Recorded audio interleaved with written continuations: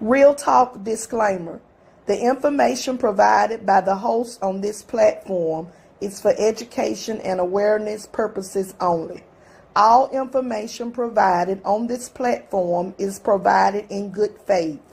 We make no representation or warranty of any kind, express or implied, regarding the accuracy, validity, and reliability of information shared by the host or show guests. The views and opinions of guests on the show do not necessarily reflect the views or opinions of the host of Real Talk. Under no circumstances do the host, show guests, sponsors, or affiliates assume responsibility for the actions of any viewer.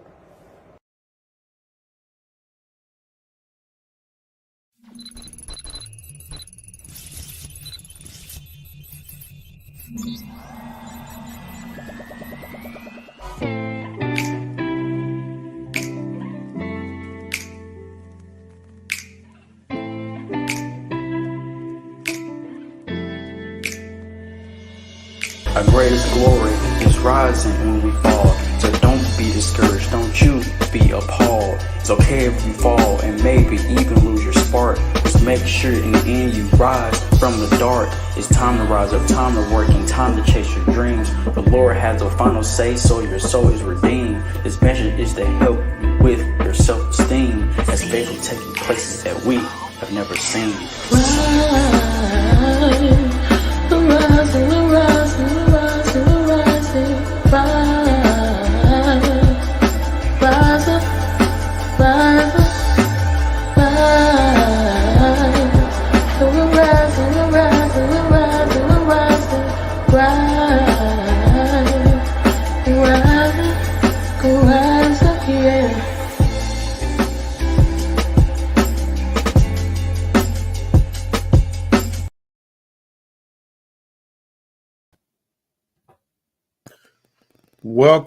Welcome to Real Talk. We are here. We are in the house, and we're glad to have all of you to join us on today. Hello, Bishop T. How are you on today? I am way up, Pastor Z. How are you? I'm doing pretty good. Wonderful. We are here, and we're going to have a wonderful show on tonight. We have some wonderful people that's going to be joining us. We'll get that flyer up in just a few minutes. But y'all just hang on. But we got Mr. Jhedreion Rigby and Miss Catherine Anderson. They're going to be joining us in just several ways to connect with us here on Real Talk on Facebook Live. You can catch us right here on Facebook Live. If you would go on our page, like and get the alerts as they come up. You can like and subscribe our YouTube channel. That's right. Go to Real Talk with Pastor Z and Bishop T. Like and subscribe. We also have a Twitter page. Hook us up on or follow us on Twitter. Our Talk with Z and T at Our Talk with Z_T. We want to welcome all of you to Real Talk on today.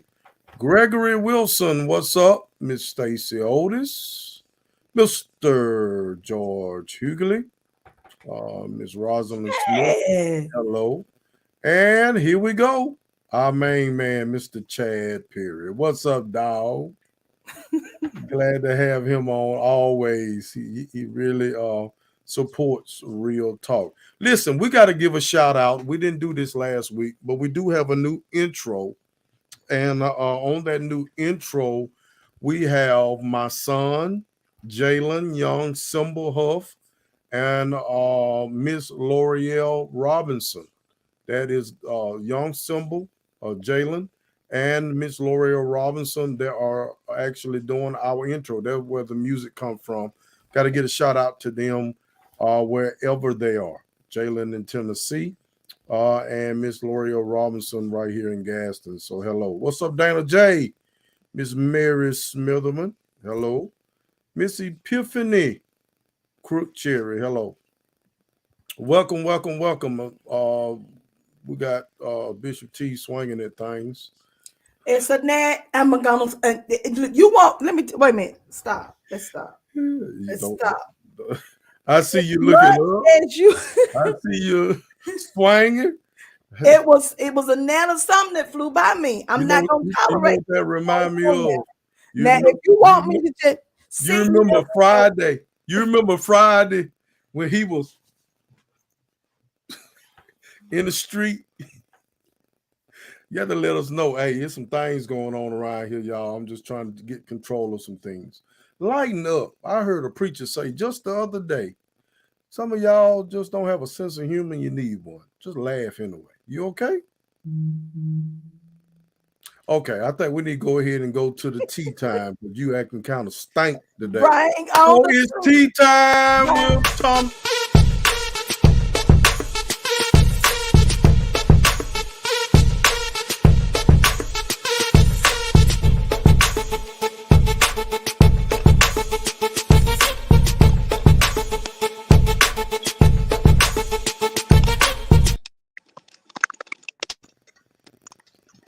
Tom, what's going Hey, on? How are you? nothing. I'm Listen, fine. every time you unmute yourself, you don't ever unmute. Let it do it itself, okay? So we're Okay. gonna remove you again. You acting you like can't. Pastor Worthy. You Come on tearing back up the in. show, Tom. You tearing up the show. Let's kick her. She gonna rejoin us, okay? I think she unmute herself, and I think that will It might start be off. get what you think that noise is from her unmuting herself. So she's Yeah, got to come back. She's got to come back. she's coming back in. She's coming back. Okay. Yeah. Mhm. Dre, you so silly. I'm telling you right now, you make me sick. You just silly. You silly. You silly. We got guests. We do. Be on your best behavior. I in do front my of the best. I do my best. Let me see if I can. While she's trying to come back in, she's coming back in. Hold on one second. Cause I thought I downloaded that flyer. There you go. All right, that's it. All right, we got it. Okay. All right, Tom, what's up? Hey, I'm sorry. Oh, you fine. We're gonna get you right. We're gonna Okay. yeah. Sound like it's right. Talk All to us. right. Okay. Y'all ready for some tea? Okay. We can't have the tea over all that noise you got going on. All You right, done try it throw now. up our show, Tom. Can you hear me? We We can. hear All you. right, let's roll with it. Let's roll with it. Okay. All right. I'm sorry. Okay. Y'all ready for some We tea? ready for some tea. Somebody Ready said, for "Welcome tomorrow." Okay. All right. Tamara. Uh, Tamara. Okay. Tamara. Is that All right. we can't say Tom? Yes, you can say Well, I Tamara. said tomorrow. I think she's Oh, correcting me. Tamara. Tamara. Say it Yes. again. Tamara. Tamara. Okay, Yes. Tamara. Tamara. Like Tamara, but Tamara with the O. Tamara. Got you. All right, we're ready Oh, for some tea. Let's get some tea right here. all righty. So this week, y'all heard of the female rapper Nicki Minaj? Yes, we have. I have. Okay. No, I know, Okay. Nikki. Okay. All righty. So, Hey, uh, boy, you kidding There go Nikki. yeah. So guess what? me. UC Berkeley, they're gonna be offering a college course with Nicki Minaj. Oh. Yes. It's gonna start spring of 2023. It's about women in hip hop and feminism. And when I read that, I was thinking, okay, when I think of hip hop, what comes to my mind and feminism, what comes to my mind is MC Light, Queen Latifah, those type people. No shade to Nicki Minaj, but that's just, what came to my mind. But yeah, they will be offering a course, a full semester. So if anybody want to take a course on Nicki Minaj and feminism and hip hop, then enroll at UC Berkeley. They say the people on the internet kind of got excited when they knew it was going to be about Nikki. Yes. They were really Yeah. excited. I think she even tweeted that she would drop in um, one day during the course. So it's a 90-minute session, they're saying. She So, said, let her transfer. What else we got right, for the but tea today? What else can you we hear got me? for tea? Okay, I'm Right. sorry. I'm getting some feedback. But on that college course with Nicki Minaj, there's been another one.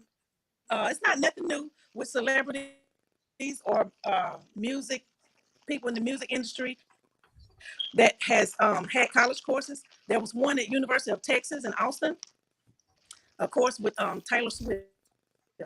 So, and there's been some others. So Okay. that's interesting to me. All right. So next, we got another new movie that's coming out. It's coming out the first weekend in November. It's Wakanda Forever, Okay. which will be, starting spin-off from Black Panther. So what they're Okay. saying about this movie is that the only thing that they're saying is that there will be a woman hero. So that should be interesting. Yeah.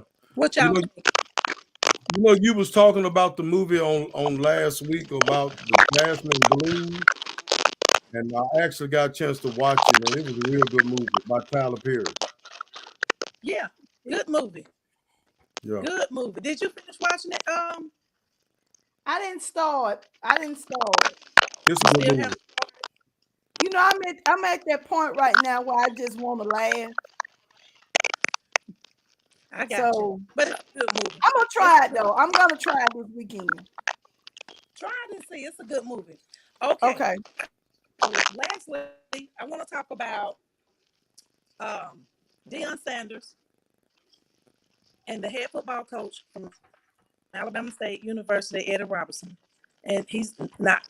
Eddie Robinson is not related to the great Eddie Robinson, but everybody knows that at He's the end not of the game, related because he's a Eddie Robinson Jr. right? But they are not related. He They're is not. not. I thought that was probably his son. I did too, but as But I looked It's into it, nothing they're we not. can do about it. She just got bad connection. she Let's got a go bad on. Let's get connection. on through it. Yeah. Go ahead. Go ahead, Tom Tom.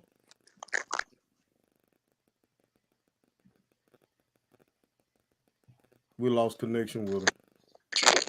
Now we can't hear it. Can you hear me? Yeah. Are you on Wi-Fi? Yes. Turn your Wi-Fi off. Turn it off. Okay.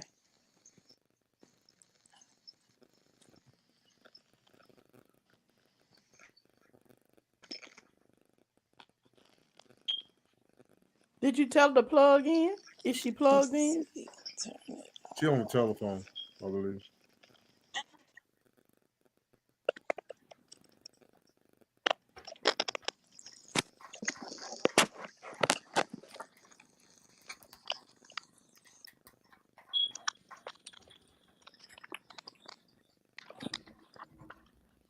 Turn your Wi-Fi off on your phone and turn your video back on your phone where we can see you. Can you hear us? Okay, I can hear you. Okay, you Can can you hear hear us. me? Yes. That's better. Okay. All right. All right. So, okay, good deal. I apologize It's for that. almost So like now, something rubbing on the mic or something. Rubbing on a mic or something. I But Yeah. don't yeah, know. it's Okay. I better. don't know. Let's get on through the tea. Okay. All right. So, lastly, Eddie Okay. Robinson, coach at So Alabama they're State not University. related. They're not. Eddie Robinson is not related to the great Eddie Robinson. Okay. Now, Okay. yeah. So, all right. So at the end of the game, of course, they met to shake hands, and um, Deion Sanders goes in for a hug, and Coach Robinson kind of pushed him off. There was a press conference that he was very upset, and he appeared to be, very bitter. They lost. It was their homecoming. However, they're saying that Deion Sanders was late to the game due to some transportation issues, but he walked the perimeter of the stadium, but he walked through the Alabama State side and through the players and all, and they just felt like that was very disrespectful. Deion But says he that explained himself, didn't he did, and he said that's a routine that he has with every game. But I think that Coach Robinson probably was a little bit salty. He lost the homecoming. Well, I think when you heard the coach talking about it, he said what it was that Dion had talked a lot of smack before the game. Quit moving your phone, Tum Tum. Just hold it still.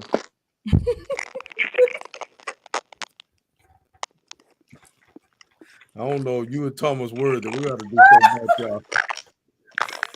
But listen, but Stop listen. moving that phone now. He Leave the phone explained that alone, he Tom explained Tom. that he had talked a lot of junk about the game prior to the game, and that's what he was upset about. But Dion said all I was doing was trying to sell the tickets out.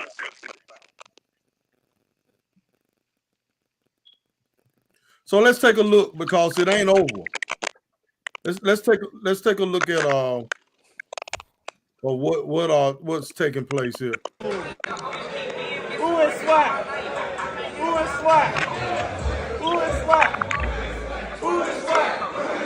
Who is SWAT? Who is SWAT? Who is SWAT? Who is SWAT? Who is SWAT? Who is SWAT? I am SWAT. Who is SWAT? I am SWAT. Who is SWAT? Who is SWAT? So he's actually that's his practice a couple of days after the ball game. The coach from Alabama State was saying that Dion wasn't swag, and Dion made the statement, "If I ain't swag, who is swag?" So it keeps going and going and going and going. So Right. But Eddie Robinson did apologize. yeah, okay, Okay. all right. Well, until next Thursday, All right. I And tell you hopefully what the you do. connection will be. Yeah, we're gonna make sure somebody buy you some headphones or something. You know what I'm saying? Earbuds. But listen, Got uh, got some. Tell you what you do while you're gone. Go get you an adult Happy Meal. How about that? I sure will. I want So the you We 10 out. piece nuggets. so you All can right. have so you can have All your right. adult See one. y'all next week. Good. Goodbye, Chom Y'all Chom. need to get your lives together. That's all I'm saying. Yeah. Lord have mercy. Listen, we have two I'm saying. wonderful people on today, Mr. Jhedreion. We know him as Jay Rigby, and Miss Catherine Anderson.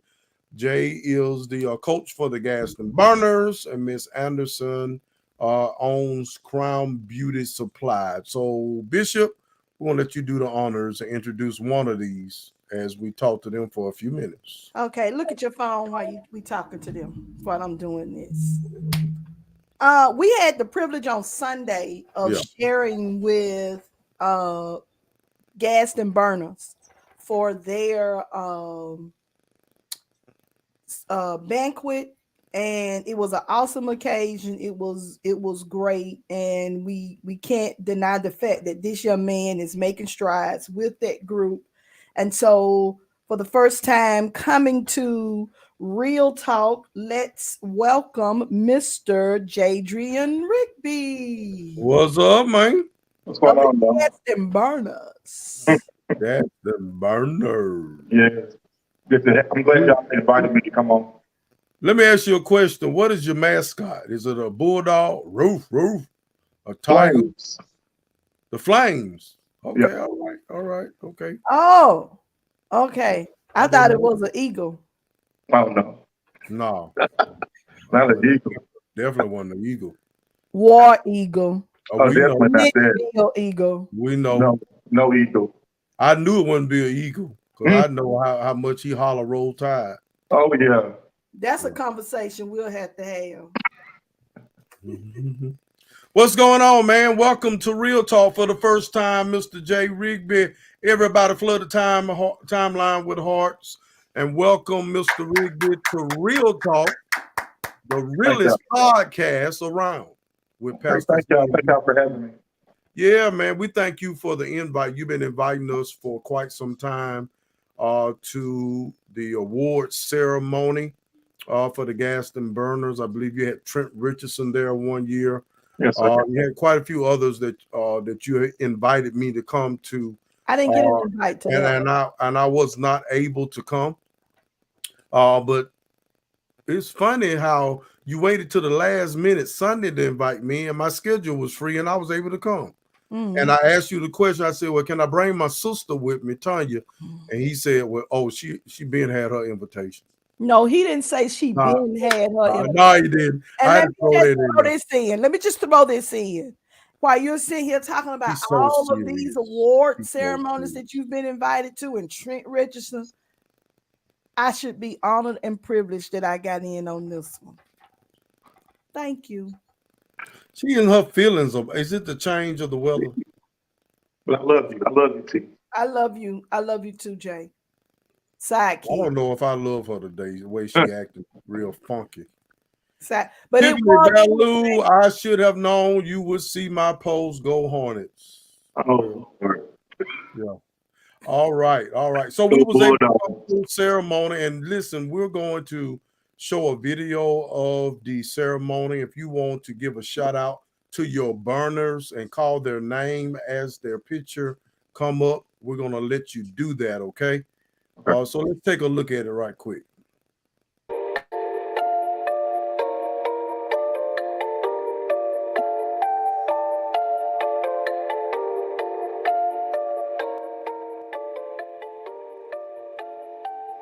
So that's you there with the mic.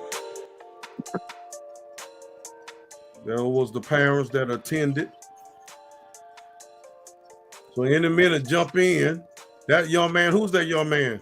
That's Jhedreion Boldly signed KJ. He ran with me. He's at the University of Alabama, running for them now. That's Duke Braylon Starks, plays for the Gaston Titans. That's Cameron Raleigh, he plays for Gaston Titans football team. And that's Caleb Davis. He also goes to Gaston City. JC Taylor, that's Chris Taylor's daughter. She goes to Jacksonville. And that is McKenna Manuel. That's Bentley Stansel. Then that's Jed Wynn at Litchfield Middle School. That is Amaya Knight. She goes to Donahue. That is Marion Wright. She goes to Coosa Christian. Sanjay Wright. He goes to Southside. That is Atiana Garrett. She goes to Donahue. Jhedreion Taylor. He goes to Strickland, I think. And then that's Judah Weber. He goes to Mitchell. And that's Macy Manuel. She goes to Coosa Christian. And her brother Briley, he goes to Coosa Christian also. That's Jed Wynn again at Litchfield. Those are the ones that are receiving those certificates. They're some of the same ones who already received their trophy. Correct. Those ones that receive honor students. Right, they're the honor students. They maintain the A average or A and B average for the year last year. Okay. That young man there was kind of shy. You talked about the little story about him and her. Yeah. He had anxiety. He's diagnosed with some anxiety problems. And it was by him running a track team. His mom said it increased his confidence. And so she was just very appreciative for how well she had come there. Isn't that your board? That's my board members, yeah. Mm-hmm. Those are the parents. They've been with me for multiple years. Really appreciative for their hard work. That's Samantha Snow, Janelle Wright, and Kiki, and also Laura Mika Wynn. I mean, that's most of the kids that were there with yourself, and then also KJ, Caleb.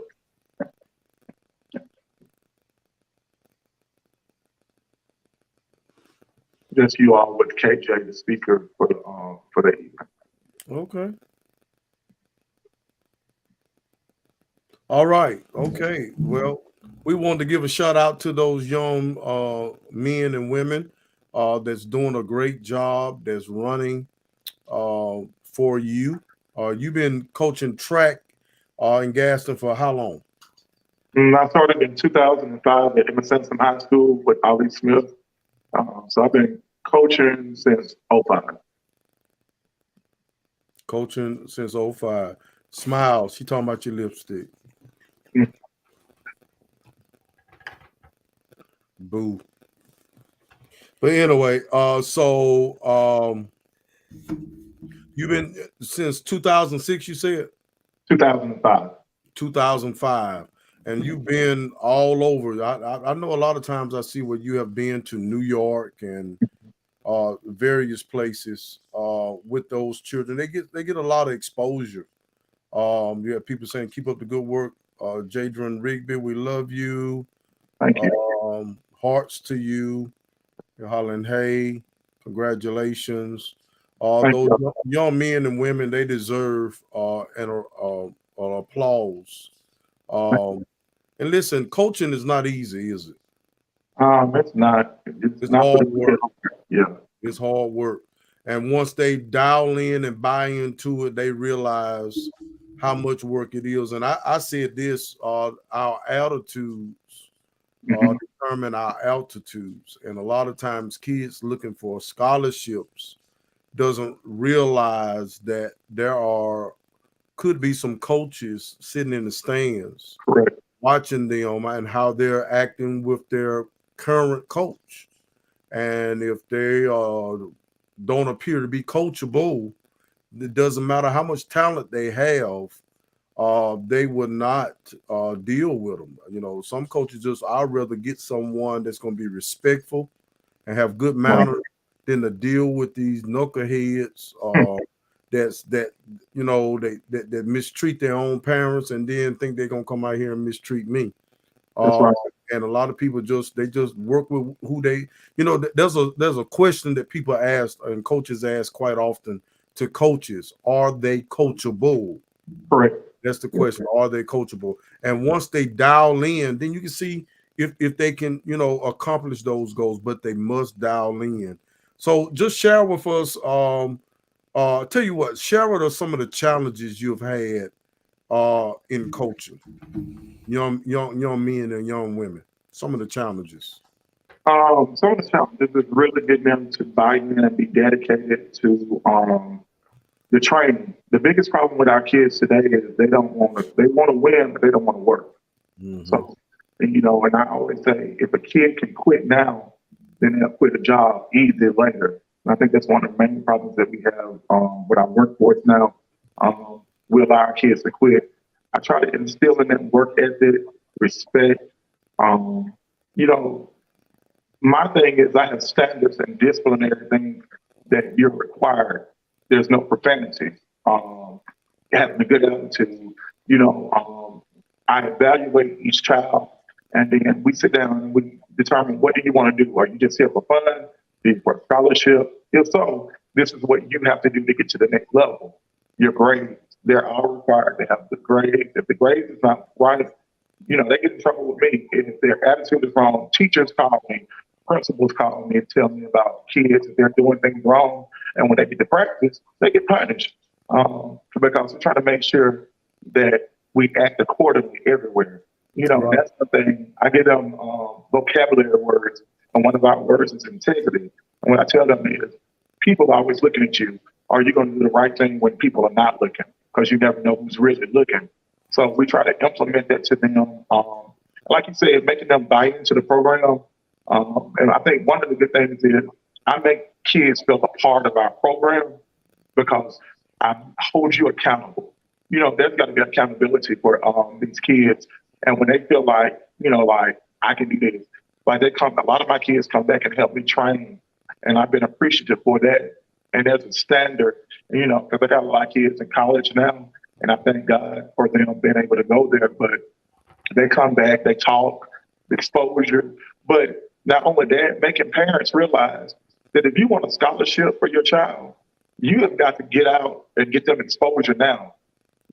You can win, you can score touchdowns, you can run, you can do these different things around here, but that means nothing when you compete against people from the Southeast or from the South or wherever. It's about exposure. And there are components. One of my biggest things is called Get Scholarships. It's grades, exposure and talent equals scholarships. And a lot of times people think that I just got to go there and I'll do it, but it takes parents working.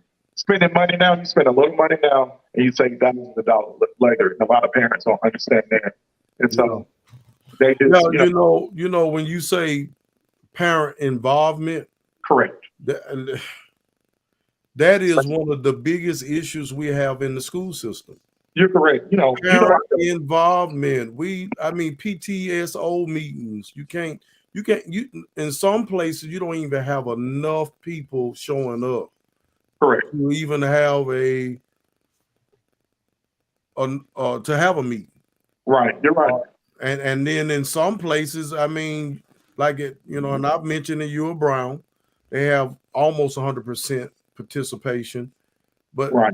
I have to park it almost at Martin's in order to go to a PTS when we used to have our meetings at the different schools. You have some schools that are all in, then you got some schools who are not. They just letting the people at the school raise their children and just them raising themselves. But it's a proven fact, and I tell people all the time, where parental involvement is there heavily, those kids excel because they have a mindset that I'm trying to do good for mama or daddy or whomever, and they're trying to please them. Also, the schools around, you said something that was very vital. U of Brown, a lot of times people talk about, well, they always get this, U of Brown, Mitchell gets that. But a lot of things that they get is because their parents are going and doing it and they're working together. A lot of times, I'm not trying to, tell the truth. You saying what you're saying. It's real talk. Yeah, some of the black schools, we talk about, complain about not getting things done. But the problem is we're looking for handouts. And I feel like we need to be involved. That's why I've always been involved at Gadsden City, at the different schools going around to let these kids know that I support them. If they need something, I want to give them whatever I got because I know how it is. And a lot of times our black kids lack the support that they need to go on. So therefore, I'm just trying to, I encourage parents, go to the game, see them. It's one thing for you to act a fool after something happened, but it's another thing for you to have been there and seen it, so we need to be completely involved and don't wait till they get that scholarship and then you all at the stage and yelling and hollering, but I ain't seeing you none of the games. Right. It matters. Support matters.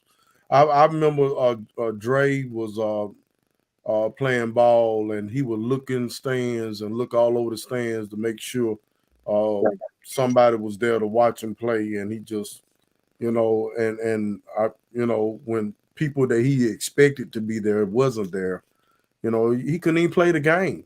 So it does matter.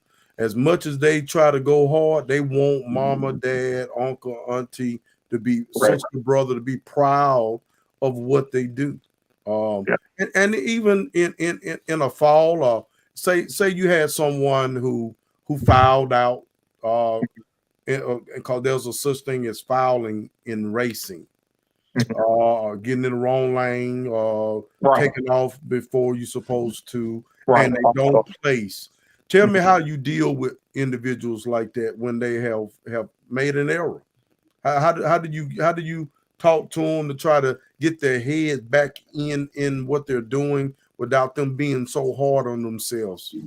What are just some of the techniques you may use? The main thing is I ask them what happened, and we evaluate what went on, and then we'll be like, okay, so all right, we messed up. Let's go hard on the next race. Because a lot of times, and I tell people, you got to forget about the past and move on to the future.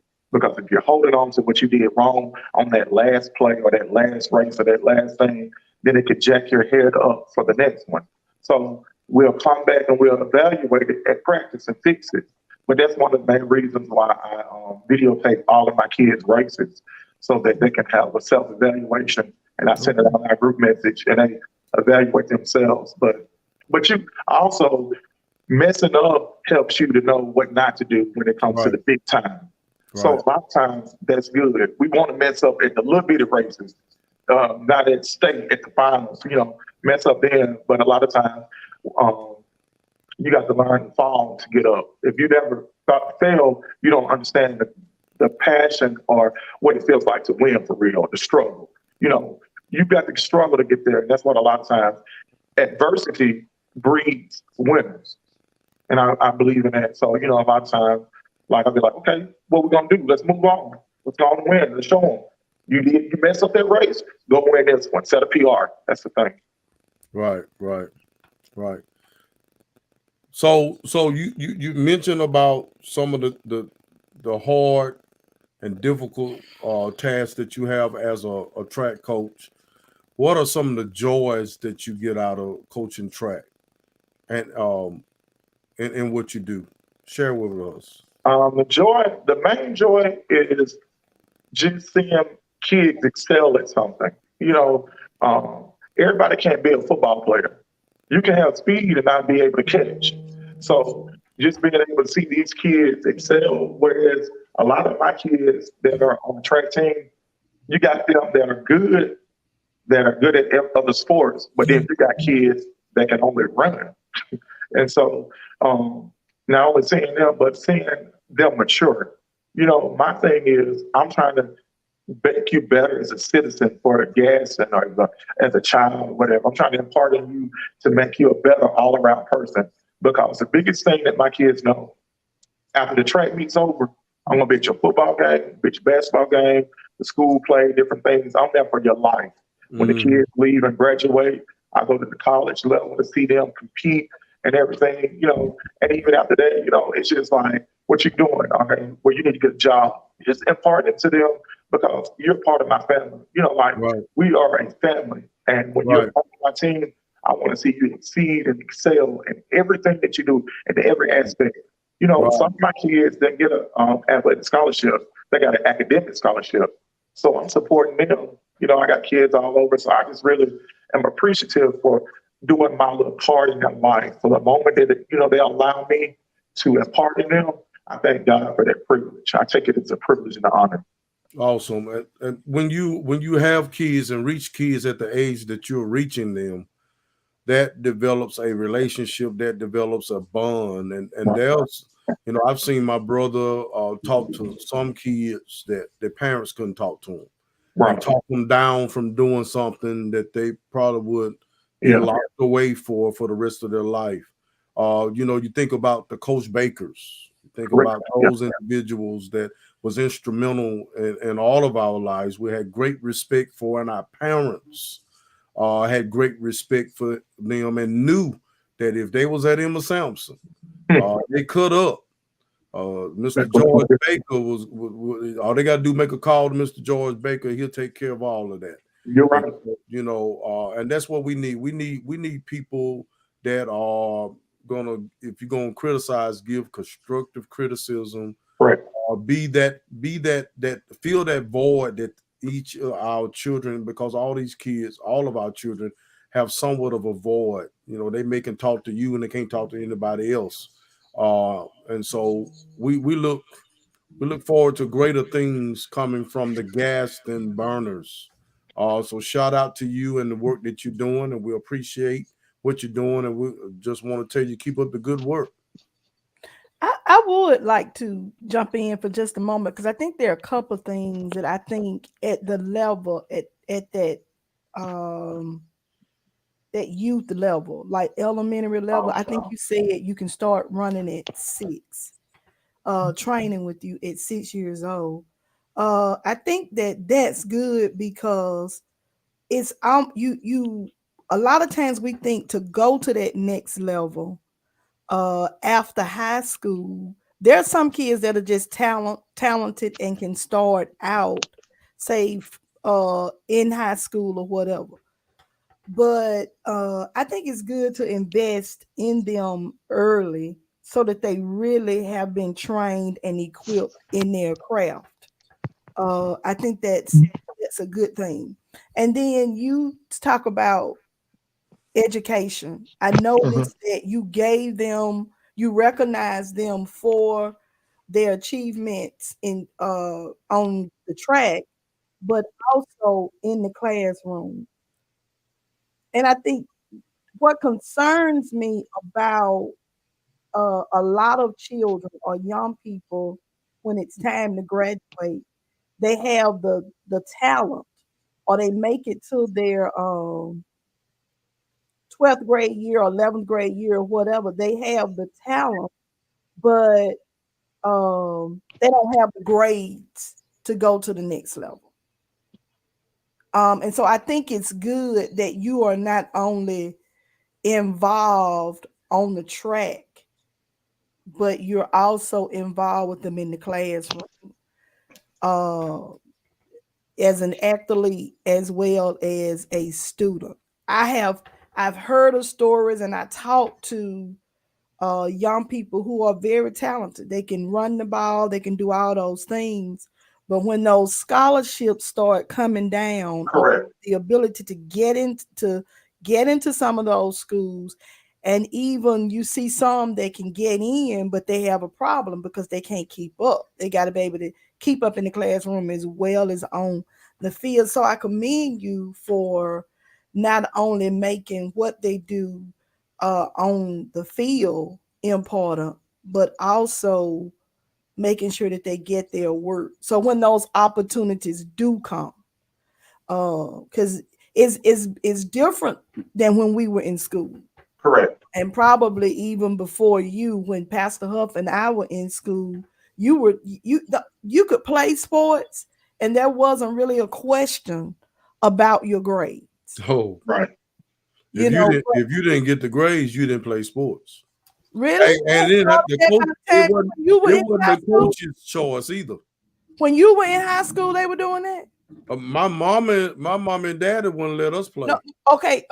I understand from a perspective of Okay. the home, Mhm. but the school, you could run. That's why you have college players coming back now from 30 and 40 years ago, claiming that they didn't, they met that they feel the schools let them down because they let them play, but didn't Well, require them to get well, an education. well, I know well, when we were in school, there was no regulations that it was. they just didn't follow them. Well, if you couldn't be failing courses and play. No, they may maneuver around it. Well, let's say it this way then. Some of those kids were evidently given grades. Okay, well, Play. we know that was happening before our time. Yeah. Well, Yeah. still, I guess I said in that sense where kids were allowed to play sports, but they were not doing well in the classroom. However, they were making those grades. It hasn't always been like it is now. Oh yeah, it's stricter. Yeah. Well, and I think in some cases it's more lenient. Eligibility for as in high school or whatever. I've known some kids, and not at Gaston City, but I knew some kids had some horrible grades. Well, Somehow they was still on the court. the thing about it is I have an issue in doing recruiting for college. A lot of these kids make subpar grades and they're on the team. I can go into some areas that some people might not like. Specifically talking about what they call what is the name of it? You take a class, it's credit recovery. Yeah. I have a problem with credit recovery because credit recovery only allows you to play for the school. It doesn't allow you. It's not eligible for you to move on to the college level. So I try to tell some of the athletes, but I know this information. I try to tell them, take the course over again. Don't do credit recovery because then when you come eligible for a scholarship, you can't. But now this is one of the biggest problems. It starts with the parents, and I'm going to say that. Mm-hmm. You should know that your child is eligible, like how good they are. If you think your kid's good enough, you can't allow your kid to skate through school with grades that you know they didn't make because they're just moving them on because they're an athlete. And a lot of times we have these situations where these kids are passing solely because they can play football or they can play basketball.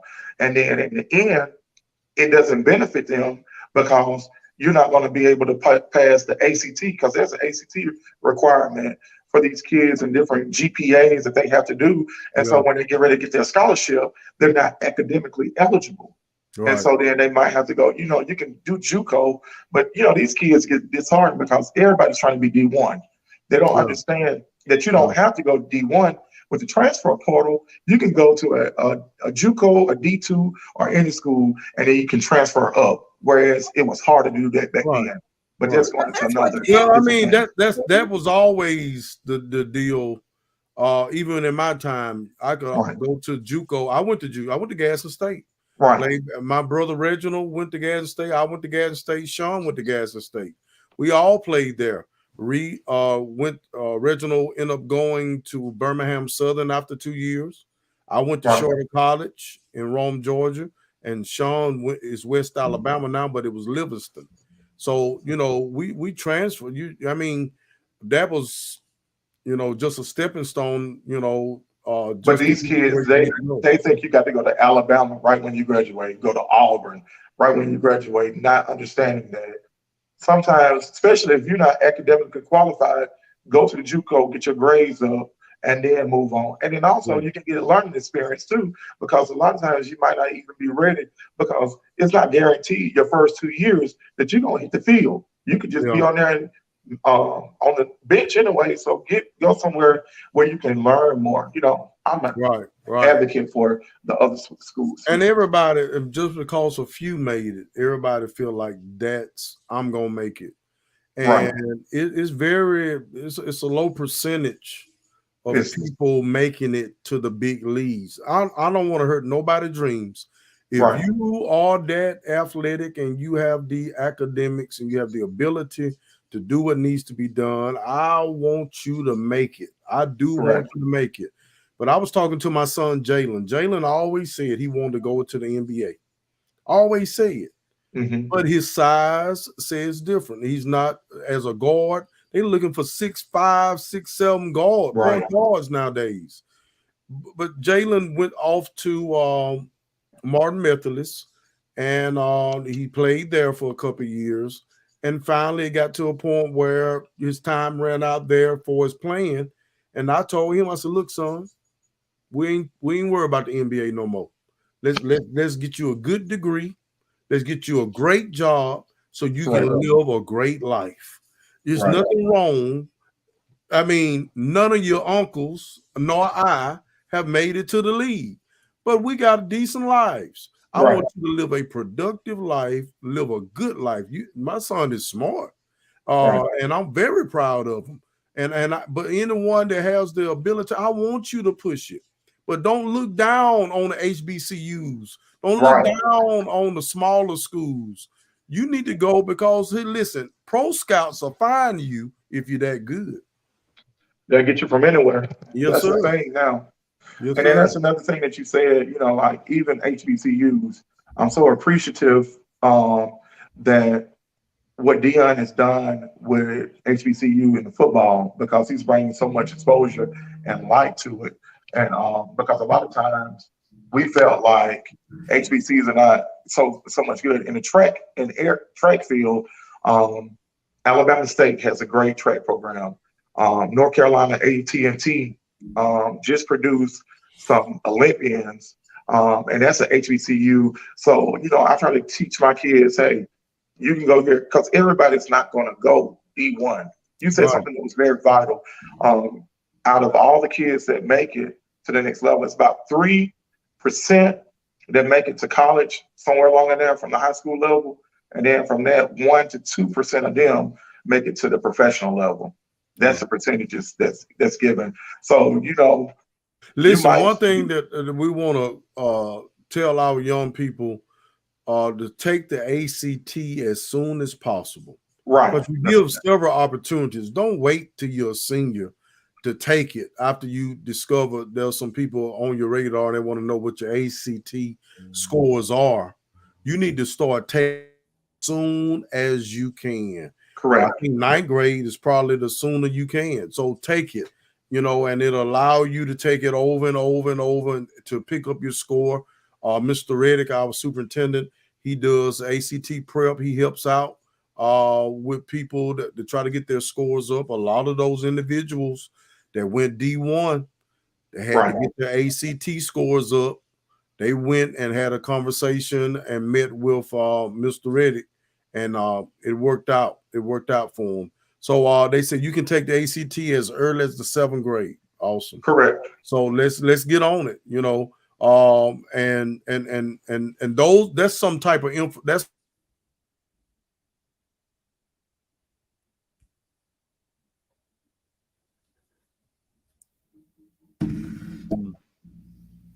trying to get themselves ready just in case a D1 school do want them. They're able to go.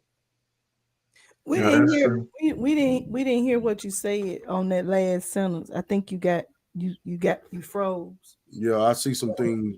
All of us is changing up. I see, but just while you have them, keep pouring into them. That goes a long way. Kids will never forget what they learned. And I Right. saw the way those older kids that was there, some that have graduated, and I've seen some that are with you now. The way they gravitate to you, Right. when they see you come in the room, Coach J, Coach J, Coach J. Just keep up the good work, man. Keep up the good Thank work. you. Thank you so much. Anything you want to share with the listeners before you go? Um, I would like to say to the citizens of Gaston, thank you all so much um, for your support of the Gaston Burners.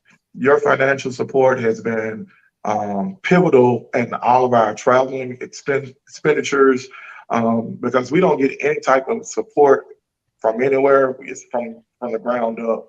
And you have afforded us to travel from New York, DC, Florida, California, Texas, all over. So we're very appreciative for that. We are now entering into our indoor season. So soon we'll be looking out. We take kids from the ages of 6 all the way up, and we're about to start another season. We have our indoor season, and then we have our outdoor season. So if you know any kids, and then remember, speed is the one thing that you need in every sport. Every Right. sport you need speed, endurance, and you can get a scholarship just by being fast, especially in football. So I try to implement that into them because if you're a wide receiver, if you're a running back, you can be 300 pounds, but if your 40 time is really good, they'll just get you off of that. So a lot of people got to realize that you got to have a multiplicity of things that are encompass you to make you um, sellable or marketable for the scholarship. But we thank you, all the citizens.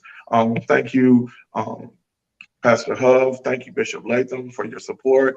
And again, thank you for those persons that have contributed to the Gas and Burners. If you'd like to ever make a donation, let me know. You can contact me. I'm very accessible.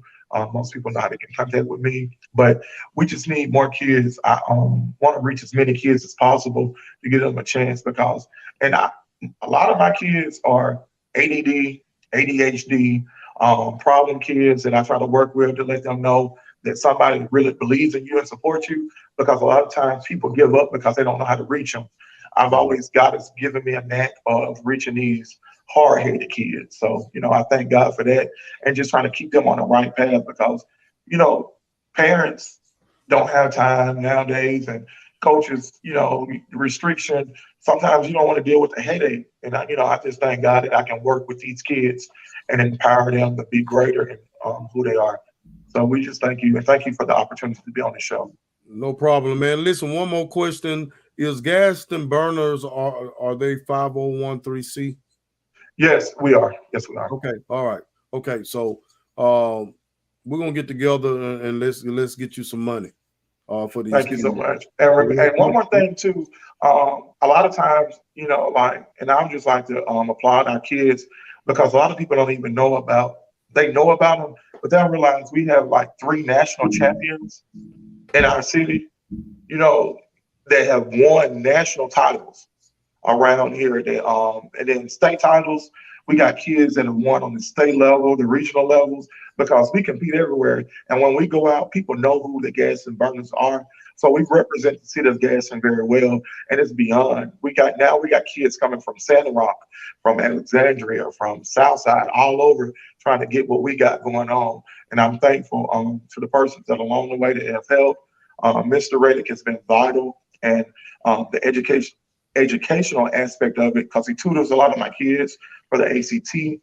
And then you have different people that have been instrumental in helping and training along the way. But if there's anybody that has track experience, get with me because we do need help. Sometimes it's just me out there with 40 kids and it gets hard, but hey, God makes a way and they still win. And that's what it's all about. Just empowering the kids to be better. Awesome. I know I keep saying last question, but this is the last question. Okay. I'm going to give you an opportunity. I know you said you got some state champions, but you got 3 national champions. Correct. First time ever being heard. I want you to shout it out right here on Real Talk, the realest podcast it is. The 3 national champions you got. Let me hear them. Say 3 national champions. Jakari Embry, a graduate of Gaston City. He was the 55-meter hurdle national champion. Then Colin Johnson, my little godson. A lot of people know Colin. He won a national championship in the 55-meter. And then he also was on the relay team that comprised of Colin, Jacoby Byers, and it was, oh gosh, I'm trying to think who the other 2 kids were. They were on the 4x4 team, and they won a national title for that. Treadwell, Robert Frazier, and it was also Letitia Jenkins, Curry. We call him Cheeseburger. I can't think of his first name, but they all won. So those persons were the national champions that we have won. And then we had other kids that have been All-Americans. I mean, they were top 8 in the nation. Every year, Sanjay Wright has won. Every year, a national All-American. And then Colin has won also, and some of the other kids. So I'm very proud of them. And these kids went on the elementary level, the high school level, and the travel circuit, which is the governing body for the Olympics. So hopefully we'll see somebody in the Olympics soon. All right. Sounds good. All right, man. Appreciate you coming on again. You have a wonderful night, man, and keep up the great work. All right. Thank you so much. All right. Thank you. Thank y'all. Thank you. Thank you. All right. Mr. J. Rigby come to share with us the things he has going on with the Gaston Burners. Listen, y'all, Miss Catherine Anderson is coming up next. Stay with us.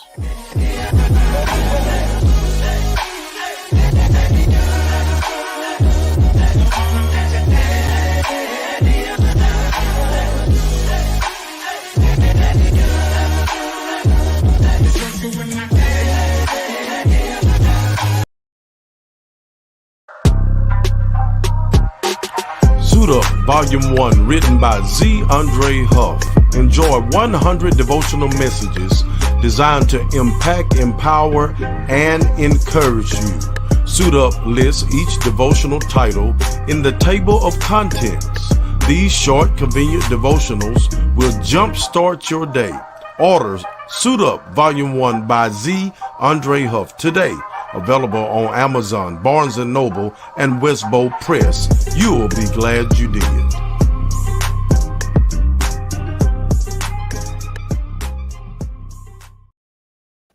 We're back here, Real Talk. Don't forget about Twin City Auto.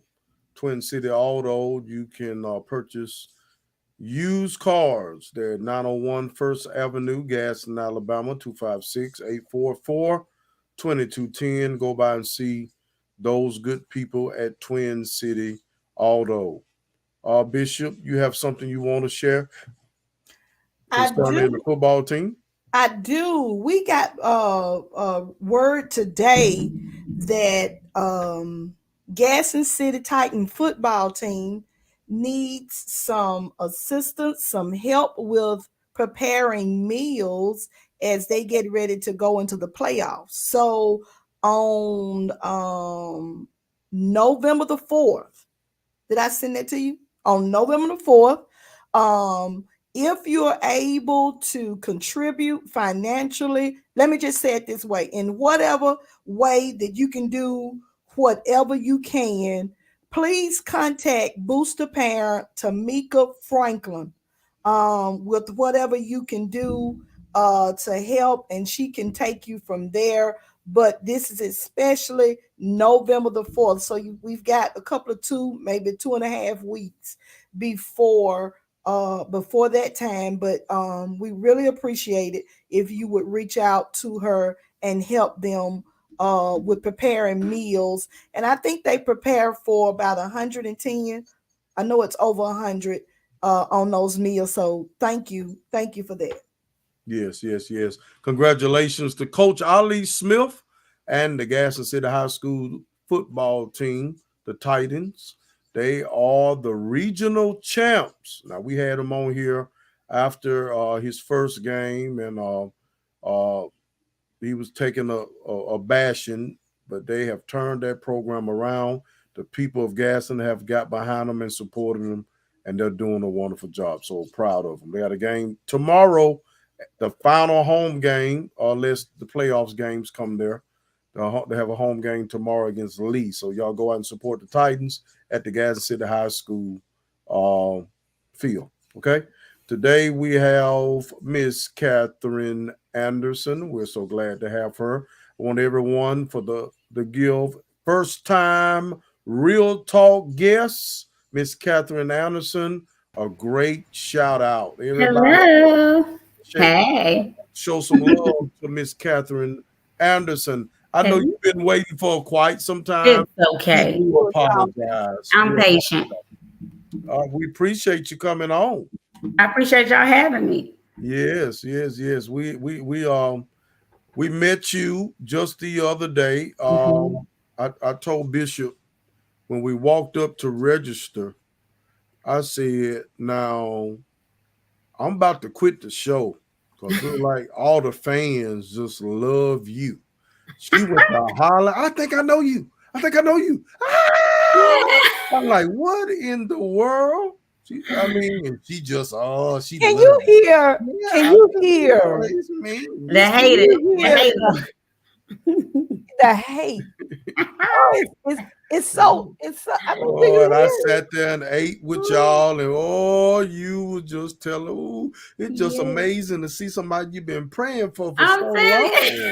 And you just get to meet them face to face. It's just amazing. And I'm telling you, that's the look you had too. Now you see how he was sitting there. You feel everything. Salty. He was very much. Very much. You didn't even you knew it was something when you were sitting there. Miss Anderson, I don't even think you even spoke to me at first. I did. Yes, I did. I can't believe it. And I was not yelling. I was just excited. I was like, "Well, you look exactly right." He exaggerated. He's a hater and an exaggerator. Listen to that. She's trying to rap a little bit. Listen, we had fun. Yes, I did. Cornhole. We had fun. Did y'all win? Did y'all win something? You don't want to go there. Oh, okay.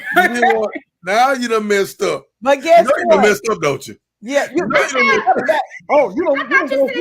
something to report. You said you got to have something to report. I won. Oh, okay. I came in third place. Okay. You came in third.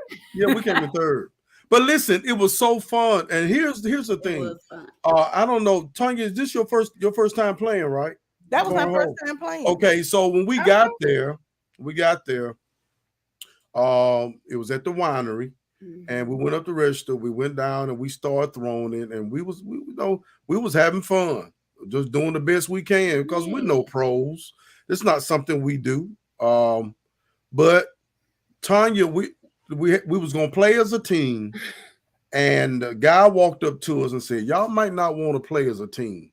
He said, "The pros, if you got your own partner, they in a different category.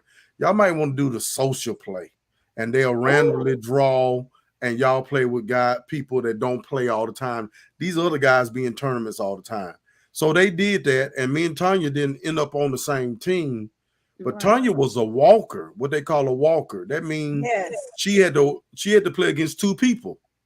And I was proud of her, and she almost beat it was 20-20.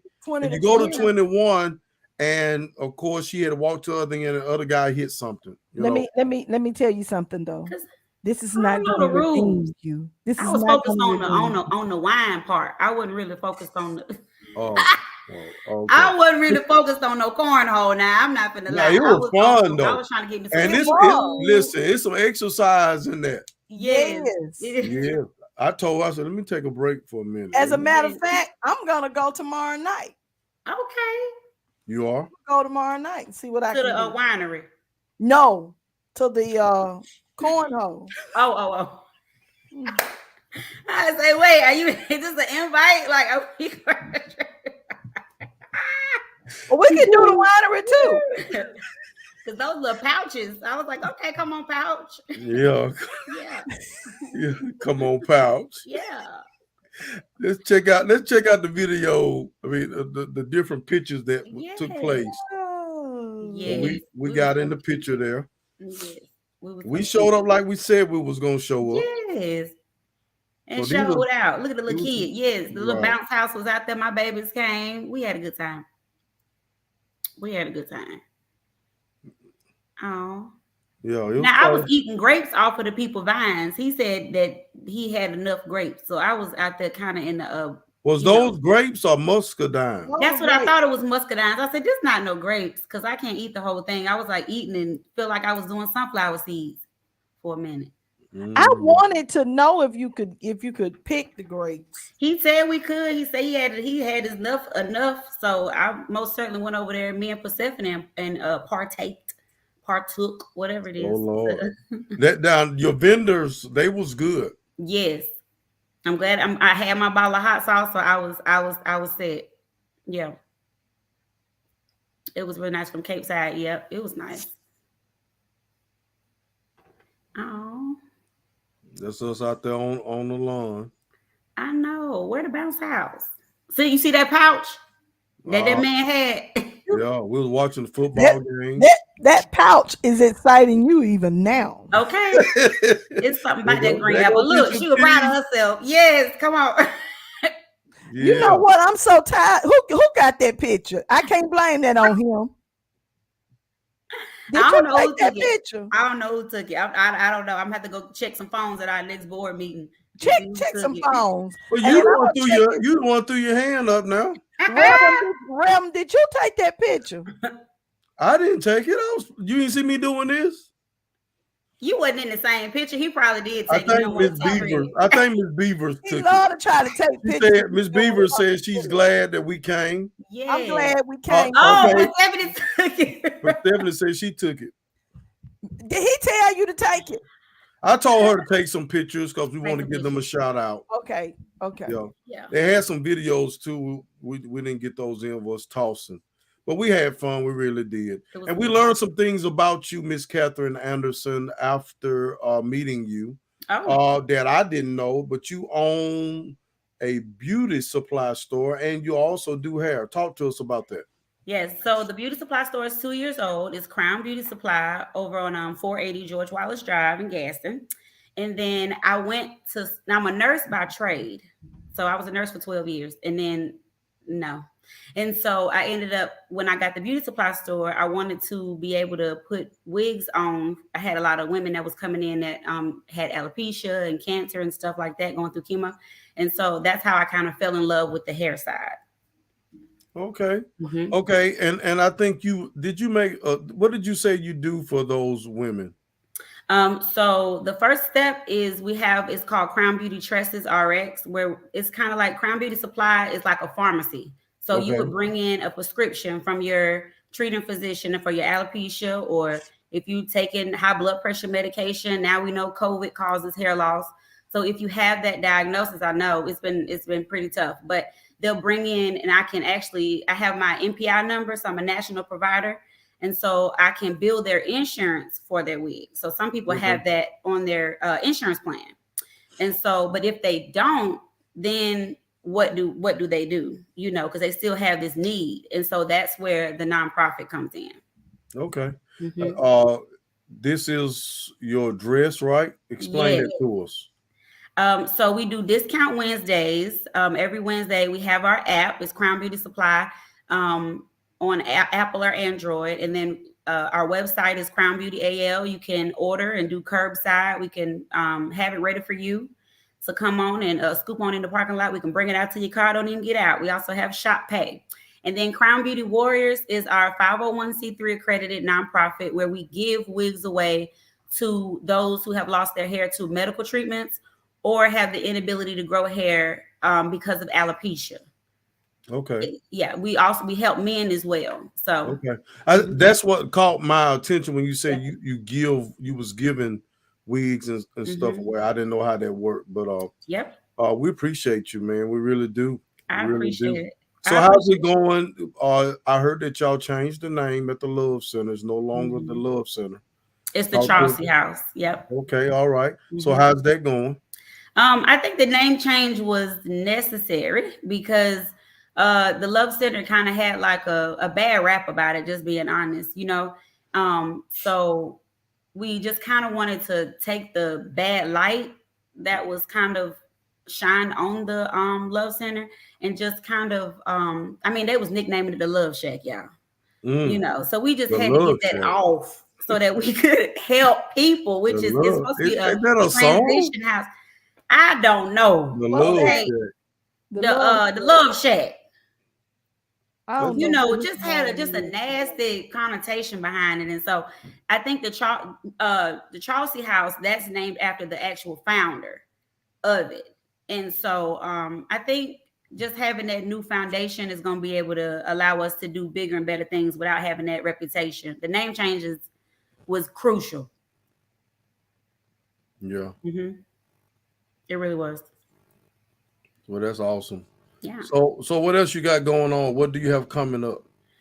So coming up is I'm really trying to gain donations so that we can give more wigs out. My goal is between now and December to give out 50 wigs. And so I've been in communication with United Way, with Ruth Moffitt has been amazing, Courtney Lynham. And so they're really helping me to, get the funds in so that we can give these wigs out. We're not giving out synthetics, we're giving out human wigs. And so I've also been in communication with some salons, some other stylists, because I can't put a wig on everybody. But we've been, in communication with some salons and some barbers because men have the male pattern baldness and like those the hair pieces and things of that nature. So we're paying for that as well. So our website is Crown Beauty Warriors. Yes, our website is crownbeautywarriors.org. And so you guys can donate on that page. It's 501c3, so it's tax deductible. And then we're going to be showing. We also have our Facebook page as Crown Beauty Warriors as well. And so we have some big things coming. We have a Minx and Mingle is coming up. So that's kind of like that's November the 29th. So that's kind of like our first official fundraiser. And then after that, next year, we got something in store that's going to shake up Gadsden. So I cannot wait to announce that one. But, you got to hush until the Lord say so. Right. To the Lord say so. To the Lord say so. Not my mouth, because I've been told everything. Social Security number now. But I got to wait for when the Lord tell me to tell this. It's going to be good. Okay. Now you said, what did you say? What did you say it was in November? In November, it's called Minx and Mingle. Because you remember out at Corks and Cornhole, they were trying to get me to put their lashes on out there. So I was talking to everybody and I was like, okay, that would be a good segue, like a good intro to, I guess, dipping my feet into the nonprofit world with fundraisers and stuff. Because I've never been the type to ask people for money. I'm always been, I'm a hustler by nature. But now it's like where God is taking me. It's like, Catherine, you got to use your mind and you have to connect with people that can get your vision of what you have and the vision that I gave you done. And so I'm doing it God's way for sure. That's just it. Now you shared your story with us. I think it's an amazing testimony. How you become a entrepreneur. Yes. So share with us your journey from where you come from to where you are today.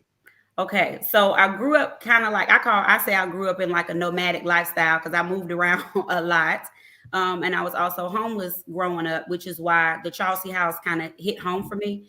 And so I always had somebody that would just like open their doors to me and help me as much as they could.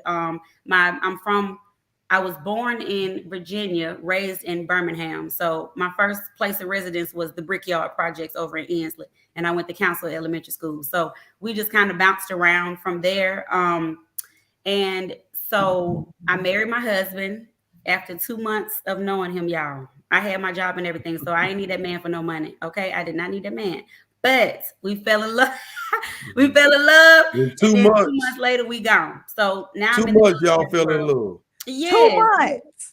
2 months. Well, first we fell in lust, and then the love. Okay. Well, hey, it's real talk. They It's say real real talk talk. on here, don't it? Okay, Yeah. okay. We're going to have to do a real talk after hours. Right after hours. How to get your man in 2 months, girl. You know. So. Lord have mercy. But lust before love. Yes. So then I ended up going and becoming a nurse. And so my 6-year-old had sickle cell. And so I wasn't comfortable being in the nursing field, possibly bringing something home to him. And so I kind of backed my way out of it. And so I started cleaning a military building up there. So that was my first intro to the entrepreneurial world. Then I said, oh, I like not having to answer to nobody but me and Jesus. So I'm going to keep this going. So my mama is originally born. All my family is born and raised in Gadsden. My mama was actually in the first set of African Americans to be integrated into Gadsden High before it was Gadsden City. So she was in that first set. And she put somebody in a trash can, but I'm gonna have to tell y'all that's probably a different podcast. So that's a different episode. So, but all my family is from here. So she wanted to come back. She retired and wanted to come back. And when I moved down here, I was like, well, I'm not gonna work for nobody here either. So I always wanted a hair store. So here we go. Jump. I'm more like the Step out on faith. Yeah, it ain't even no step. I'm like, I'm deep diving. I'm gone. I just gone. All right. Yep. Well, see, don't despise small beginnings. Yes, 100%. Because I was cleaning for $200 a month, y'all. 3 days a week, 7 months pregnant, $200 a month. But I cleaned that building like I was earning 6 figures.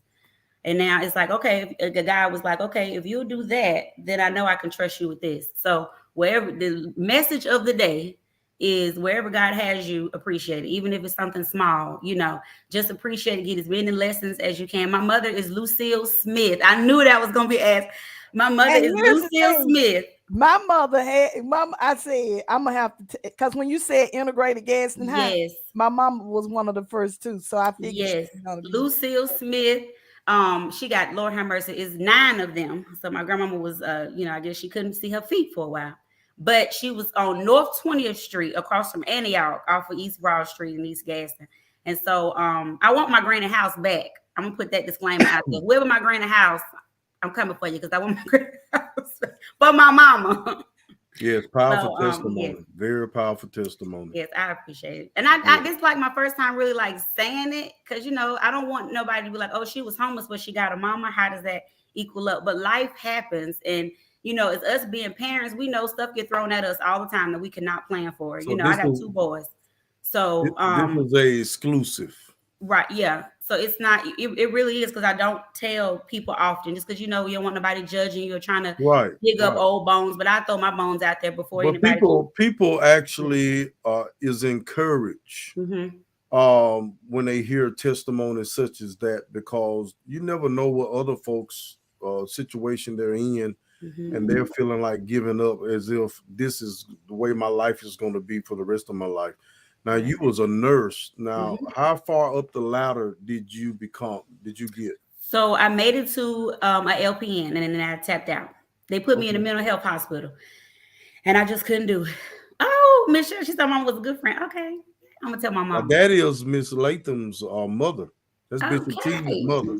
I'm telling you, if y'all get my mama on here, Lord knows she know probably everybody in Gadsden. I'm telling you, everybody coming that stuff. Where's your mama?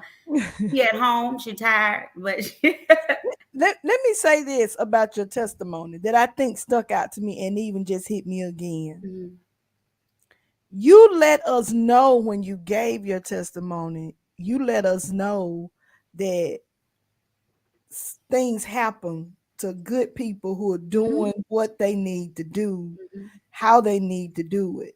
And I just want to say this, we end up sometimes in situations, I'll say God will allow us to go certain ways so that we really end up in a certain place, but we are equipped to be there when we get there because we have experienced those hardships or those challenging times.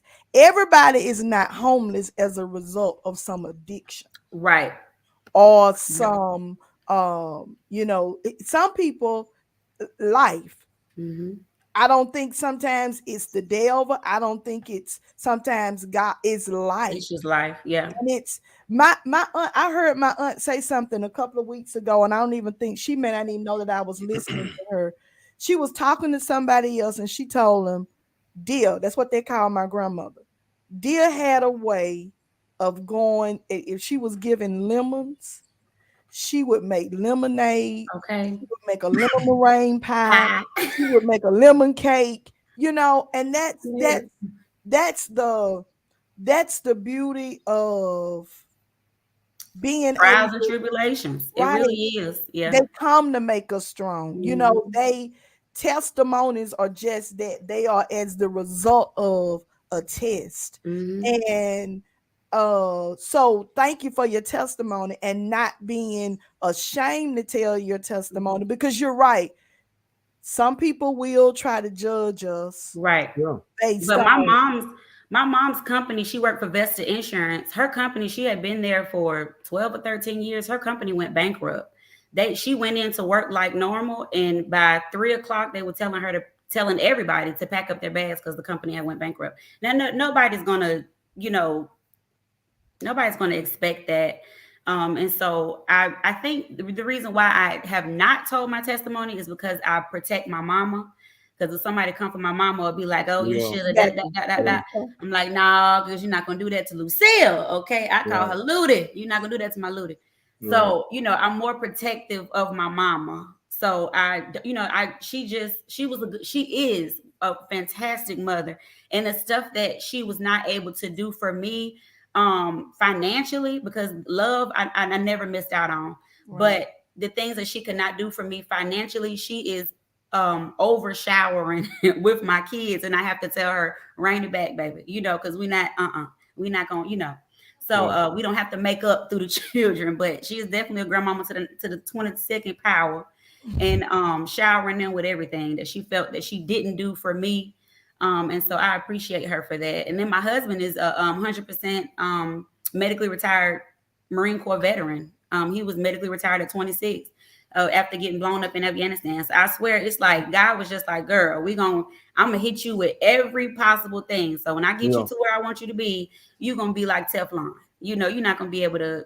Nobody's gonna be able to come for you, and for you to fall and crumble. So don't think if you getting hit with test after test, and Lord knows I still get hit, but you get hit with test after test, and you like, Lord, like, why you let? Because God is good, so He doesn't do bad things to us. He'll just things just allow stuff to happen. Like, okay, I need you to go through this to get to this. Because if He had given it to me without me being homeless, if He had given me this life without my husband, he was in Iraq when we opened the store. He left for Iraq shortly after we opened the store. So if I didn't go through all of that stuff, it's like I would know I'd probably be blowing it right now. Yeah, you wouldn't appreciate it. Right, I wouldn't appreciate it. We've had some tough challenges, especially in the beauty supply store where we the only Black one, and it's like everybody's so used to going to a certain store, a certain place for a certain thing, and then now you throw in somebody else in the mix, and it's like, who is she? Where she come from? I come from everywhere. That's why I call myself a nomad. I come from all over the place. So, I just feel, I don't know. I just feel like I have a heart now to give because I've been through so much and have felt lack for so many years and so long that I feel like I just want to just give whatever I can. Just give. And that's one thing that I say all the time when we go through things like this, it equipped us. To go through the things that we go through, and when we go through it, we're built for it. Mm-hmm. Everybody isn't built Mm-hmm. for what you're going to go through. Listen, you're going to go through some things and you're going to walk through it. You're going to walk through it with your head up because you built for it. Yeah. The Let stuff me you start went crying through, now. Wait a minute, I'm trying to keep these lashes on. Hold on. well, the things you Why? went through, you didn't go through in vain, you Yeah. know. And I say all the time, when you're going through, learn the lesson. Mm-hmm. Why are you going through it? You didn't go through this for nothing, but learn the lesson behind it. You know, when my daddy used to say, I'm gonna get you for old and new. Yeah. You know, he would get us for old and new, but we better know why he getting us. Because if he have to get us again, you see what I'm saying? It ain't gonna be Ain't gonna be as no light surprise. as it was the first time. So get an understanding. The Bible says, out of all of your getting, get an understanding. So you go through things. Joseph had to go through a lot of things he didn't like, but look what happened at the end. You know, so just know we need a lot of people like you that's giving to those who are in need. Giving to those who are in need. You know, see people pain, see people hurt, and then you willing to make them feel like they're, you know, they're special or continue, because we know that women hair is their, you know, that's their crown. That's the crown. Yep. You know what I'm saying? And you know, that was the whole incident that took place with Jay, Will, and Chris Rock. Yeah. Because he made a little statement about her crown. She didn't smile at all. And then when Will saw she didn't smile, he reacted. He reacted, but he was talking about the crown. Everybody said, "Oh, it's a G.I. Jane. He's a comedian." Well, it's just some things are very sensitive. It's not funny. Yeah, and exactly. So imagine when you are always giving to these ladies that have lost their hair because of treatments, or even like you said, COVID or whatever, and you have a 501c3 that people can give to, that will allow you to give those wigs to those individuals that need those wigs and make them feel special all over again. I just think, you know, if we had more people like that. Bishop, you know what I'm saying? You know, me and Bishop say all the time, if we became millionaires, we'll bankrupt, because we so giving. You know what I'm saying? I just think, you know, you want to help everybody. Yes. You got to be disciplined, but you and you know, I said, Lord, no, not to give me a lot of money, because I've been and helped everybody. I'm telling you, I cannot tell you how many wigs, and that's why the nonprofit came along. I said, because Crown Beauty Supply ain't gonna be here too much longer if I keep on giving these wigs away. They come in there and she said she don't have no money. I'm like, girl, it's okay. Come on, we're gonna get this wig on. And I already put them on for free. You know, I've been doing that, you know, putting the wigs on for free. So I said, girl, we're not gonna, you gonna win. And I had a lady that tell me that she was not gonna go through chemo because she did not want to lose her hair. And I was like, I said, well, your family would more so have you here than your hair. And she said, but I just didn't know what I would do without it. And so she was willing to risk her health and not be here for her family because of it. And that's when I realized how powerful this stuff is, you know. Right. So that's why I said I wanted to give away human wigs. And, you know, because I mean, the synthetic ones, if that's like a good segue in, if they want a synthetic, they can get 4 synthetics a year. We also do the maintenance on them. I shampoo them. I do all of that for free. I've been doing that, you know. And so the human wigs, I do it. Bring it on back, and I get it together for you. So I don't care. When that lady, she stood up and she did this number right here, I was like, hey, that is the reason. So that's why I say we are impacting people and changing lives one hair flip at a time. Look at that. I like that. I like that. Let me ask a question right quick, Pastor, while we on that note. You go ahead. When you say it, is there a way? I know there are people who actually donate human hair. Yes. Can you, if someone wants to donate human hair, can you direct them, or I said, let me write that down. Okay, because that may be, people donate hair for wigs. And so maybe, yeah. And I've even been working on children's wigs as well, because there's a lot of children, that's losing their hair and stuff. So I reached out to a supplier. Well, my supplier actually has some children's wigs. We can put like the little bow reds and little bobos and beads and stuff on them and stuff. So don't get me started. I've been ahead everybody in there lined up with their hair. Come on. I'm gonna reach out to you after the show. My aunt just texted me and told me your mother was her classmate. Oh. My mom, I'm telling you, they need to have a reunion. They really do. And the shop address is 480 George Wallace Drive. It's across from what is that? It's Office Depot, Shell gas station, and then us. We're in the old off-campus bookstore building. But yes, I think they need to do a reunion. Like Miss Anna and my mom were like best friends. When they saw each other, when my mama came back, it was like Tuesday and Wednesday, and they hadn't seen each other in years. So it's been a blessing. Just to see my mama be able to interact and see people from back in the day. I'm like, oh, girl, when my mama was popular, get it, mama. Get it, mama.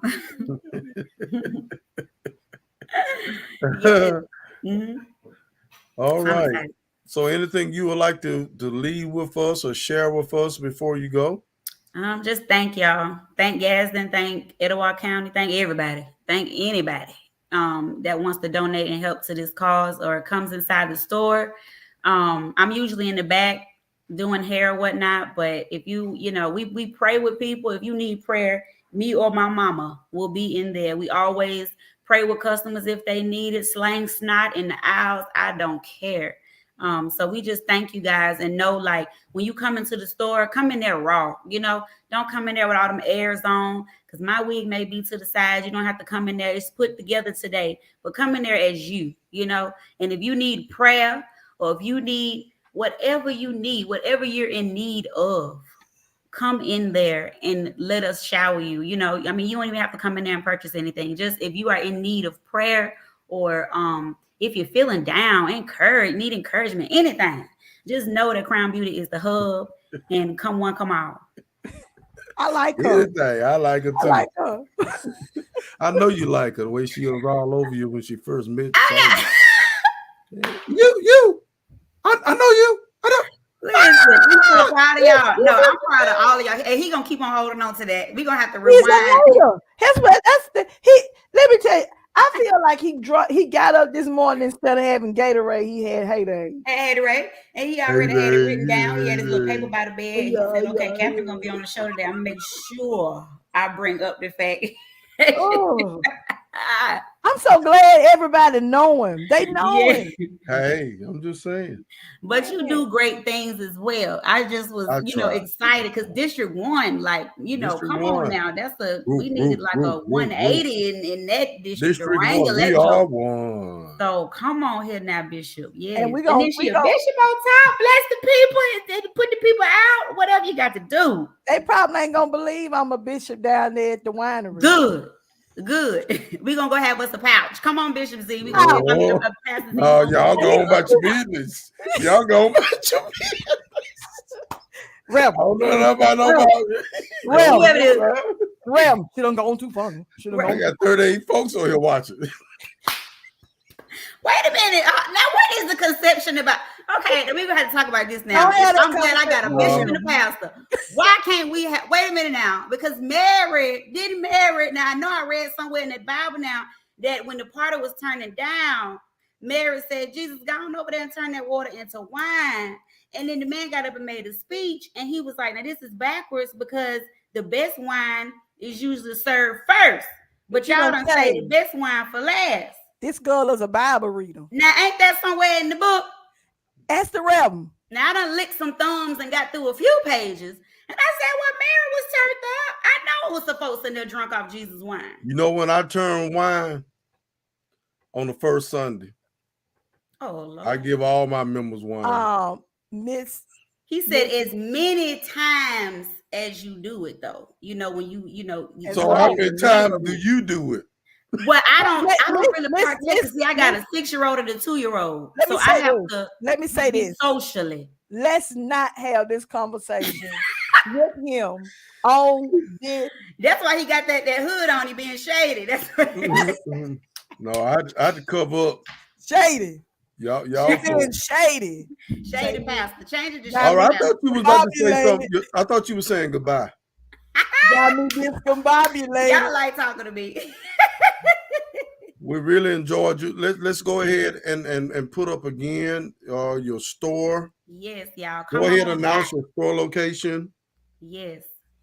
Yes. And Crown Beauty Warriors, we're all under the same roof. You know, that's how you got to be smart. So we got the farm, we got the beauty supply, the pharmacy, and the nonprofit all in the same spot. Download So the app, y'all. Yes, download that app. I'm telling y'all. And I do live wig sales, but I haven't been able to do them lately. But our live wig sales do get lit. So y'all just be on the lookout for those, because now I'm out of school. I can come on back and start doing my live wig sales. Oh, thank you. Come on in. Yay, Miss Yvette. That's my aunt. Oh, That's not the aunt that went to school with your mother though. But I'm gonna text you her name. yes. Now. I'm telling you, my mama, Lord have mercy, my mama loved going down the line and saying who all she knew and remember. And her boyfriend, now I'm gonna tell a little bit of her tea. Her boyfriend was what's his name? Pumpkin Allen. That's my brother's dad. Do y'all remember him? Pumpkin Allen. Did he pass away? He did. He used to ride motorcycles. He did. Real bright skinned. That's He passed away about 3 years ago now. Tanya and James's father. Mm-hmm. Wait a minute. What's your brother's name? His name is Gerald. Gerald Wayne Gerald Wayne Smith. Now he changed it to Smith, back to my granddaddy's name. Mm-hmm. So that's his dad. He actually, Pumpkin had just came to my brother's wedding. He got married, and he was the life of the party at the wedding. Him and Miss Wanda came up, and they had the best time. And it was so, you know what? This is just a testament to my mama and how strong women are, because Miss Wanda and my mama sat side by side and just kikied and laughed like two old girlfriends. Anybody studying about what happened back in the day? You know, they were there just enjoying the moment. And so it was beautiful. And so he was there and dancing and everything. Mm-hmm. When did he die? I want to say it was about 3 years ago. It's been a while. Yeah, it's been about 3 years ago. Yeah. Must have forgot. I must have forgot. He had cancer. Never told anybody. Don't he stay down there close to themselves? Over the thing. Yeah, that was my brother's dad. Mm-hmm. All right. Well, we're glad to have you on. Yeah, glad to be here. Anytime. And we're looking forward to seeing what you're going to be doing. Continue the work you're going to be doing for the with your 501c3 and with your beauty supply store. Yes. It's the old campus bookstore, right? The off-campus bookstore building, yeah. Mm-hmm. Right there by the shelter, across from Summer Waters or Fall Rivers. It used to be Forest River apartment. There you go. Catherine Bakery, all that right up in there. Yes. The physical therapy place. I'm gonna be looking forward to hearing about the event. I missed the name again in November. Minx and Mingle. Yep. Minx and Mingle. Yep, I'm gonna text it to you because it's what Miss Minx and Mingle. Stephanie put it up. Minx. Right yeah, Minx and Mingle. We're gonna be putting on lashes. So it's just like we're just gonna be having like a good girls' night. So I have some good food. And we're gonna have drinks. You know, that's gonna be at your store. Yes, because in the front part is the store. The middle part is just big and open. Mrs. Ed says she'll see you tomorrow. Yes, come on in. And so it's big and open, so we're going to have it in the middle of the store. Yep. Mm-hmm. All right. I'm excited. My cat keeps trying to come up here. I'm like, girl, are you coming or no? Yes, she's so cute. You want me to get her? Come here, Shiggy. That's so cute. I don't like that. Don't be doing Shuggy like that. I got slapped by a cat before. Cat don't know how that. I got it from the Humane Society. I was just staring at one time. He slapped me and took off. You did something else. I was just looking at it. No, you weren't just looking. They do stuff like that. You did something. This cat ain't never slapped me. And Shuggy done been in here a couple of Sundays, and she ain't slapped me yet. Okay. If anybody, she ought to slap my 2-year-old, because he the one to be, little thuggish, buggish born up in here. It's something about them babies, brewed up during that COVID time. Them babies Ooh, came that's out right. different. They Them did. babies, they came out like No Limit How old, Soldier. how old is what? So he's like what, two? He too. Two? Yes, he Yeah. too. He We too. gotta And he knucking and bucking and ready to fight. Yes. they cut from a different time. Pray for him. Pray for him. Lord knows, keep me highly in prayer. He over there to the Coosa Christian. I said, I got to keep, daycares keep calling, say they got to open it. Now we going to put him over here as close to Jesus as I can get next to this Coosa. And maybe some of that will rub off on him. You know, Bless it. them kids tough. But yeah, Yeah. thank you guys. Thank There go my you. stepmama. Hey. All right. That's okay. But All y'all right. have You have a good thank you. one. And thank you for coming on and being with us on tonight. Thank you. Everybody, Sure. blow the timeline with hearts and tell Miss Catherine Anderson we was glad to talk with her on tonight. Have a great one, okay? You too. Thank you guys. Bye-bye. Bye-bye. All right. I feel I have not gotten the love from you tonight. So we're gonna have to have a sidebar. Okay. So let's talk about the Alpha Kappa Alpha Sorority Incorporated. Say it. Lambda Elder Omega chapter. Alpha Kappa Alpha Lambda Eta Omega. Okay. All right. Reminds you to get out and vote. Alabama. Important things to remember. Voter registration deadline October 24th. Check your voter registration information. My info, Alabama, voter votes governor, or GOV. Absentee ballots request by November the 1st. Return ballot in person November the 7th by 12 p.m. Return ballot by mail November the 8th. When did it say is the election day? Can you see that down there? No. Take the scroll off from it. November the 8th. Is the election day. November the 8th. That's actually the day after we're sworn in. Isn't it? November the 7th? Yeah. All right. So y'all get out, and get prepared to vote. Big election coming up. I think it's the governor's race, right? It's the governor's race, and there are some Senate races too. Is that the same race that Herschel Walker is in? Herschel Walker and Woodnock. Yeah.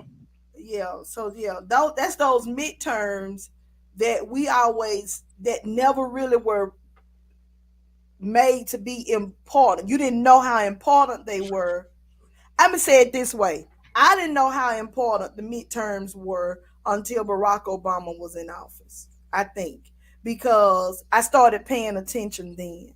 You know, we turn out for those big elections and then kind of miss the smaller elections, but the smaller elections, those midterm elections, affect what that president in office is able to really get done.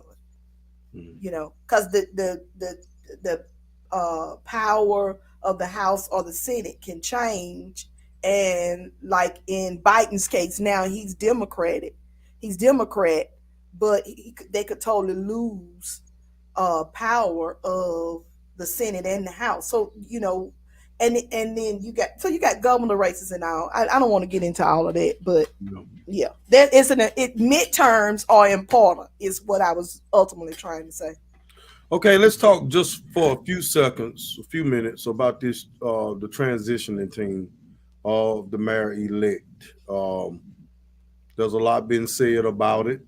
I've heard a commentary where one said that the transition team is people that supported the person and they end up putting them on the team.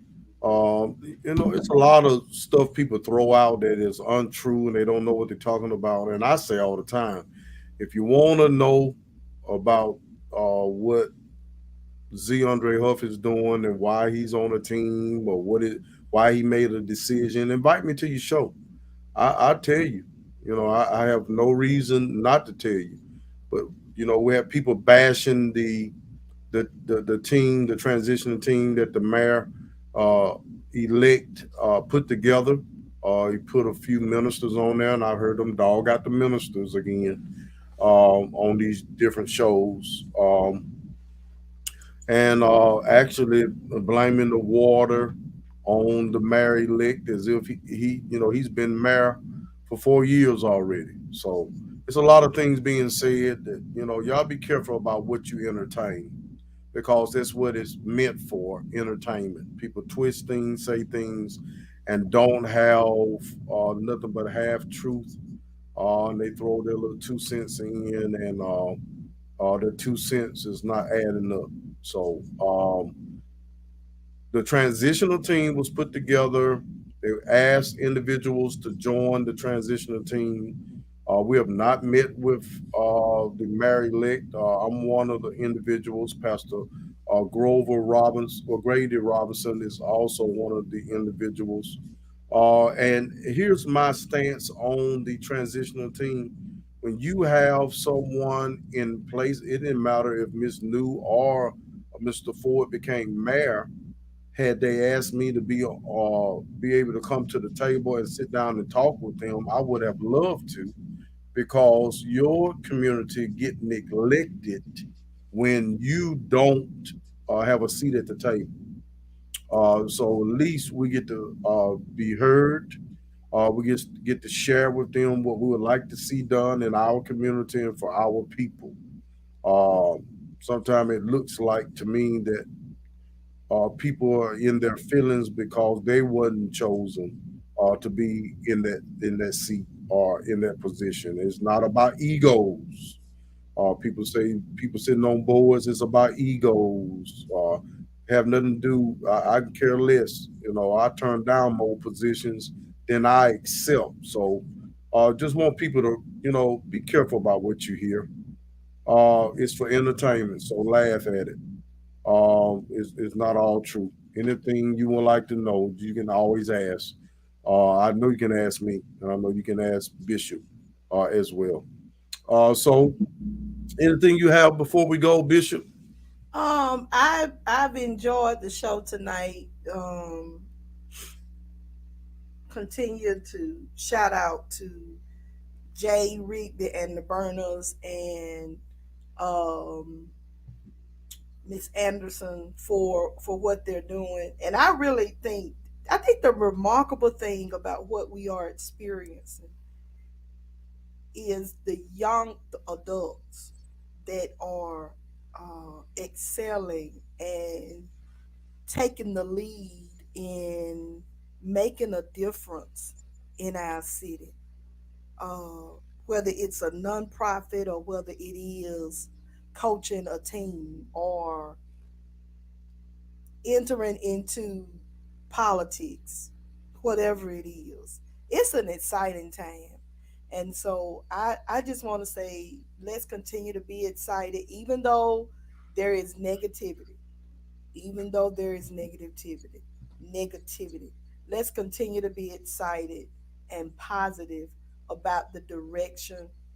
For me, I am choosing to grab hold to the good stuff that's going on, the positive stuff that's going on.